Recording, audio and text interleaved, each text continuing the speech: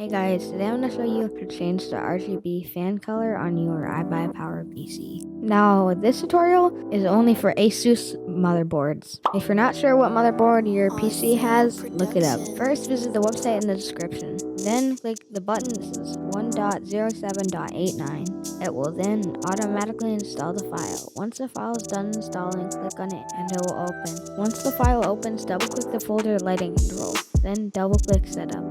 Click next. Once it gets to 100%, it will bring up a black window that will open and close. It usually takes around 30 seconds to 1 minute. Once it's finished, click finish and then click no.